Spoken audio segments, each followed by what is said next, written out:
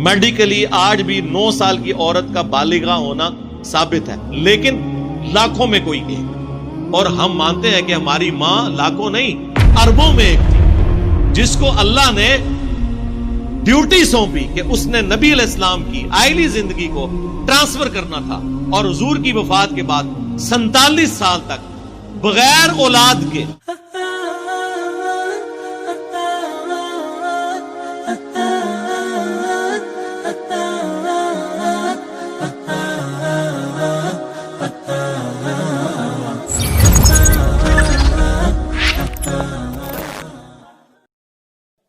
وَإِلَى الْأَرْضِ كَيْفَ سُطِحَتْ، یہ وہ آیت نمبر 20 جو بی جے پی کی وہ جو خاتون تھی، انہوں نے یہ کہا کہ جی وہ 88-20 انہوں نے یہ بولا تھا، یعنی چیپٹر نمبر 88 سورۃ الغاشیہ آیت نمبر 20. اور زمین کی طرف دیکھا کہ ہم نے اسے کیسا بچھونا بنایا. اس سے انہوں نے یہ پلی لی کہ زمین فلیٹ ہے. یہ تو اسی طریقے سے ہے کہ میں آج کے اس ماڈرن دور میں جتنی سڑکیں بنتی ہیں موٹر وے یا ایون جہازوں کے رن وے بن رہے ہوتے ہیں تو اس کو فلیٹ بنایا جاتا ہے، اور اگر کوئی گورنمنٹ اناؤنسمنٹ کرے کہ جی یہ ہماری موٹر وے بالکل فلیٹ ہے تھرو آؤٹ اپنے سفر کے، تو آپ یہ کہیں گے کہ زمین تو گول ہے، اس نے فلیٹ کہہ دیا.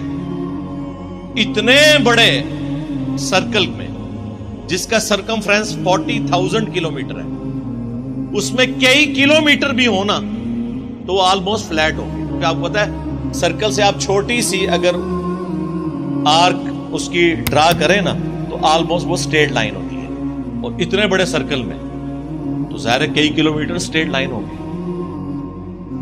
یہ کم مسلمانوں کا عقیدہ رہا ہے کہ زمین جو ہے وہ فلیٹ ہے. یہ صرف گوگل میں جا کے دیکھ لیں کہ زمین کا سرکمفرنس کیلکولیٹ کس نے کیا ہے، ایک مسلمان نے، البیرونی نے، اور اس نے بڑے یعنی اسے میتھمیٹیکل فارمولا یوز کیا. 2 پہاڑ اس نے کنسیڈر کیے اونچے، اور پھر وہ اتنی دور سفر کرتا رہا کہ وہ نظروں سے اوجل ہو گئے، یعنی وہ زمین کی کرویچر ایسی آ گئی. پھر اس کا اس نے اینگل ڈرا کیا، اس سے اس نے وہ اتنی کرو کیلکولیٹ کی اور اس کی ڈگریز نکالی، اور آپ کو پتا ہے 360 ڈگری ہوتی ہے. تو اگر اتنی ڈگری میں اتنا فاصلہ بن رہا ہے تو 360 ڈگری پوری کرنے میں اس نے آلموسٹ کوئی 37-38 ہزار کلومیٹر کے قریب نکالا تھا سرکمفرنس زمین کا. باقاعدہ اسے عباسی خلیفہ نے انعام دیا تھا اس کے اوپر. ہمارے سب کانٹیننٹ سے بھی وہ ہو کے گیا ہے، بہت بڑا میتھمیٹیشین بھی تھا اور وہ ہسٹورین بھی تھا. ورنہ تو ہونا چاہیے تھا اسے خلیفہ وقت جو ہے وہ پھانسی دے دیتا کہ تو نے زمین کو گول ثابت کر دیا، قرآن میں تو لکھا ہے فلیٹ. اور خلیفہ بھی وہی نہیں کہ وہ پنجابی خلیفہ تھا، عربی جاننے والے تھے، قرآن جاننے والے تھے. وہ دنیاوی طور پہ وہ جتنے بھی سخت گیر بادشاہ تھے، لیکن اس وقت سکولنگ کی تعلیم یہی ہوتی تھی کہ تمام بادشاہوں نے قرآن کا علم حاصل کیا ہوتا تھا، حدیث کا علم حاصل کیا ہوتا تھا، مدرسوں سے تعلیم حاصل کی ہوئی ہوتی تھی.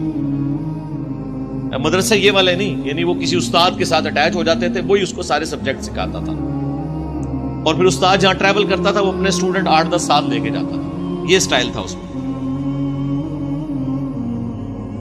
تو یہ تو اندازہ لگا لیں ان لوگوں کا کہ اگر قرآن کی آیت کا یہی مطلب مسلمانوں نے لیا ہوتا تو جب مسلمان سپر پاور تھے تو زمین گول کہنے والوں کو قتل کر کے رکھ دیتے. ایسا ہے ہی نہیں. قرآن لٹریچر کی زبان میں بات کرتا ہے، اور جب قرآن بچھونے کی بات کر رہا ہے تو اس سے مراد سٹیبلٹی اور چلنے کے لیے. ظاہر ہے کہ جتنے ایریے میں ہم چل رہے ہوتے ہیں اس میں تو وہ سٹریٹ لائن کے طور پر ایک سٹریٹ زمین کے طور پر اویلیبل ہوتی ہے ہمارے پاس چلنے کے لیے. آج بھی امریکہ کے اخباروں میں یا ان کی خبروں میں سن رائز اور سن سیٹ آتا ہے. تو کیا ہم امریکہ کا مذاق اڑائیں گے کہ سورج تو غروب ہی نہیں ہوتا، تو یہ آپ نے کیوں لکھا ہے سن رائز اور سن سیٹ؟ تو وہ آپ کو سمجھائیں گے اور کہیں گے رکو ذرا، صبر کرو. ہم لٹریچر کی زبان میں اور کامن بندے کی آبزرویشن میں بات کر رہے ہیں کہ سورج نکلا اور سورج غروب ہوا. ویسے تو سورج نہ نکلتا ہے نہ غروب ہوتا ہے، وہ تو ود رسپیکٹ ٹو زمین ہے، اس کی جو موشن ہے، جو پورا سولر سسٹم ہے، جو اس ارتھ کی اپنی روٹیشن ہے، اپنے एक्सिस के अबाउट हर सेकंड के अंदर आधा किलोमीटर, और फिर जो सूरज के गिर्द रफ्तार है और फिर पूरे निज़ाम शमसी की जो रफ्तार है, वो आप मेरी वीडियो देख लें, फ्रॉम क्रिएशन टू क्रिएटर, तो वो सारी चीजें उन्होंने उसमें कैलकुलेशन जो मैंने बताई है वो पूरी उन्होंने डिस्प्ले करके बताई है। तो लिटरेचर की जुबान में बात हो रही होती है। कुरान साइंस की किताब नहीं है, ये लिटरेचर की बुक है। साइंटिफिक फैक्ट्स बयान हुए हैं, लेकिन वो साइंस की जुबान में नहीं बयान हुए, वो एक कॉमन बंदे की ऑब्जर्वेशन के पॉइंट ऑफ व्यू से। वो अक्सर कह रहे होते हैं जी सूरतुल कहफ में लिखा है कि वो जुल्करनैन बादशाह ने सूरज को एक कीचड़ में गुरूब होते हुए पाया। यार वो आप समुद्र के किनारे जाएं तो आप एक कॉमन ऑब्जर्वेशन तो यही है ना कि समुद्र के अंदर वो गुरूब होते हुए पाया, एग्जैक्टली हो तो नहीं रहा होता। इस तरह उन्होंने जिक्र किया जी वो उड़ने वाले घोड़े। भाई नबी इस्लाम ने या कुरान में तो खैर जिक्र ही नहीं है किसी घोड़े का उड़ने के एतबार से। वो अहादीस के अंदर आया है बुखारी मुस्लिम में कि बुराक पेश की गई, एक घोड़ा था,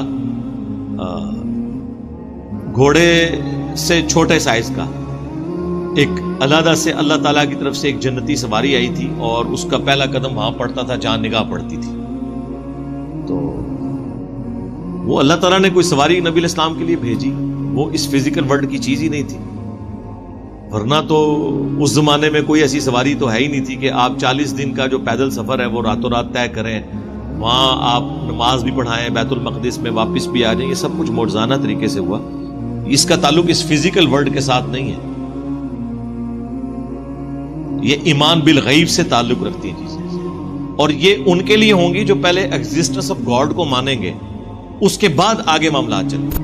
इसका मुकदमा ये नहीं डिस्कस होगा कि हमने ये साबित करना है, हमने नहीं कोई साबित करना, ना हमें जरूरत है साबित करने। हमने खुदा की एग्जिस्टेंस के ऊपर बात करनी है कि ये क्रिएशन किसी ने बनाई है या खुद बन गई है, क्या ये किसी का डिजाइन है या ये एट रैंडम सारे मामला चल रहे हैं। जमीन का सूरज से फासला, ये जो फाइन ट्यूनिंग है किसी के रखने के ऊपर है, ये खुद ब खुद है कि वो इस जमीन को रहने के काबिल बनाया गया है। थोड़ी सी दूर हो जाए या थोड़ी सी करीब हो जाए तो कोई जी रूह इसके ऊपर जिंदा नहीं रह सकता। फिर यहां पे ऑक्सीजन की मिकदार जो रखी गई है, ये मिलियंस ऑफ फाइन ट्यूनिंग्स हैं इस प्लेनेट अर्थ पे जिंदगी को कायम रखने के लिए। और साइंटिस्ट कहते हैं कि इतनी फाइन ट्यूनिंग है कि एक अगर बॉल पॉइंट को या एक पेंसिल को उसकी नोक के ऊपर खड़ा कर दिया जाए, ये खड़ी हो सकती है? मुझे बताएं, इतना बैलेंस चाहिए। और 1 अरब साल तक, 1 बिलियन ईयर्स तक ये खड़ी रहे, इससे ज्यादा बैलेंस है इस कायनात के अंदर। जो जरा सा भी डिस्टर्ब हो जाए तो हर चीज दरम बरम हो जाए। तो ये इतने बड़े बड़े मोजज़ात आप देख रहे हैं। मैं कहता हूं जी किसी ऐसे घोड़े पे सवारी करना जो उड़ता है, ये छोटा मोजज़ा है, और अंडे में से चूजा निकलना ये बड़ा मोजज़ा है, और बीज में से 6 अरब गुना बड़ा दरख्त निकलना ये उससे बड़ा मोजज़ा है। लेकिन ये वो फिजिकल फिनोमेना है जिसके हम आदी हो चुके हैं, इसलिए हमें ये मोजज़ा फील नहीं होता। वो तो बहुत छोटी चीज है।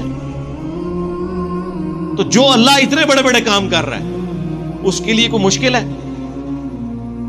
जिस अल्लाह ने रोशनी को यह रफ्तार दी है कि 1 सेकंड में 3 लाख किलोमीटर या 1,86,000 मील वो सफर करती है, 1 सेकंड में रोशनी पूरी जमीन के 7 चक्कर काट सकती है, जिसका सरकमफ्रेंस 40,000 किलोमीटर है। 40,000 किलोमीटर जमीन का सरकमफ्रेंस है। 1 सेकंड में रोशनी 7 चक्कर इसके काट देगी। उस अल्लाह के लिए एक नूरानी सवारी अरेंज करना, जिसमें नबी इस्लाम एक रात में खाना काबा शरीफ से बैतुल मक़दिस का सफर इख्तियार कर लें और वापस आ जाएं, तो उस अल्लाह के लिए कोई मुश्किल है? तो ये सारी चीजें हम फिजिकल वर्ल्ड से नहीं बता रहे होते, हम इसे नबी इस्लाम के मोर्जे के तौर पर और खुदा के प्लान का हिस्सा समझते हैं। अब रह गया सईदा आयशा वाला मामला, वो भी फिजिकल वर्ल्ड की चीज है। तो ये बताएं कि कहां मुसलमानों की किताबों में ये लिखा है कि सईदा आयशा बालिगा नहीं थी उस वक्त? जब वो बालिगा हो गई, चाहे वो 9 साल की उम्र हो या 19 साल की उम्र हो, ये बहसें इलादा है, इसको छोड़ दें, इन बहसों का कोई इससे ताल्लुक ही नहीं है।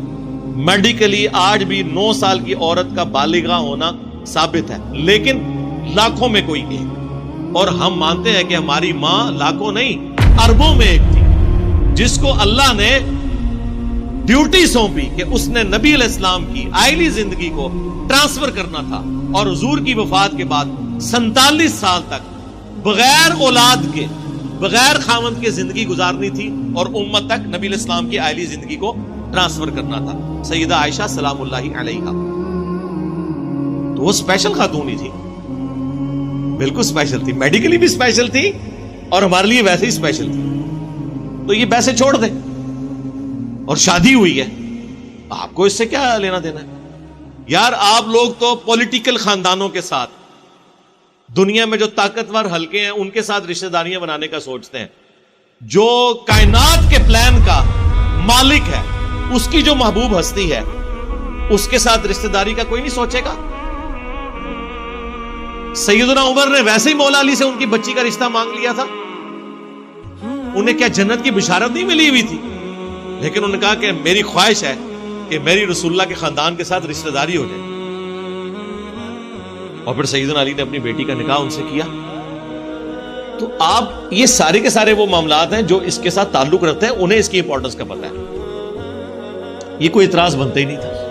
اسی طریقے سے اسلام میں لکھا ہوا ہے قرآن کے اندر کہ جی جو بھی کافر نظر آئے اسے قتل کر دو. سرکار ہم آپ سے کہیں گے رکو ذرا, صبر کرو. کہاں لکھا ہوا ہے؟ اس کے آگے پیچھے پڑھو, سورہ التوبہ کھول کر دیکھو, وہ تو سراپا رحمت ہے. اللہ کے غضب بھی اس میں بیان ہوا, لیکن وہ سراپا رحمت ہے کہ اس غضب کی حالت میں بھی کہا گیا ہے کہ اب بھی اگر کوئی امن مانگتا ہے اسے امن دو تاکہ وہ قرآن سنے اور اللہ کی طرف رجوع لے آئے. مسلمانوں اور کافروں کی ایک پیس ٹریٹی تھی جس میں ڈیسائیڈ ہوا تھا کہ جب یہ ٹریٹی ٹوٹے گی تو اس کے بعد کوئی اس کو پھر فالو نہیں کرے گا, اور وہ کافروں نے ٹریٹی توڑی تھی. جب کافروں نے وہ ٹریٹی توڑ دی اس کے بعد وہ ایکٹیویٹی پرفارم کی گئی کہ اس زمانے میں جن لوگوں نے یہ بد عہدی کی تھی, اور بد عہدی کی سزا اس زمانے میں یہ مانی جاتی تھی, اس کے اگینسٹ یہ ساری باتیں ہوئی ہوئی ہیں. نہ کہ یہ ہے کہ جو بھی کافر نظر آئے. یار مسلمانوں نے 300 سال یہاں حکومت کی ہے, آج بھی 50% سے زیادہ, بہت محتاط اندازہ لگا لیں, ورنہ میرے نزدیک تو 70% سے زیادہ اس وقت بھی سب کانٹیننٹ میں کافر ہیں. تو اگر تلوار کے زور پہ آپ کو مسلمان بنانا ہوتا تو مسلمان بنا نہ لیتے. میرا تعلق تو ویسے ہی مغلیہ خاندان سے ہے اور ہمارے بڑوں نے حکومت کی ہے یہاں پہ. ہم ان کی حکومت کو مسلمان حکومت سمجھتے ہیں, اسلامی حکومت نہیں سمجھتے. جتنے ان کا یہاں پہ زور تھا, تلوار کی نوک کے اوپر سب کو کلمہ نہیں پڑھا سکتے تھے, نہیں پڑھایا. دوسری طرف ضرور غلب کر لیا جلال الدین اکبر نے کہ اس نے ہندو عورتوں سے بھی شادیاں کی ہوئی تھی. مسلمان ہمیشہ مائنورٹی میں رہے یہاں پہ, لیکن پھر بھی حکومت میں رہے. اس کے باوجود انہوں نے کبھی تلوار کے زور پہ لوگوں کو مسلمان نہیں کیا. لہذا یہ بالکل, البتہ جو شروع میں اسلام پھیلا رومنز اور پرشین کے خلاف, تو ظاہر ہے وہ بدماش حکومتیں تھیں, استحصال کرتی تھیں عوام الناس کا. وہ عوام الناس نے خود مسلمانوں کو ویلکم کیا جب ان کے ظالم حکمرانوں سے مسلمانوں نے نجات دلائی ان کو, اور وہ اللہ تعالیٰ کے پلان کا حصہ تھا کہ دنیا کو فریڈم آف ایکسپریشن دینا ہے. اسلام دور جدید کا خالق ہے.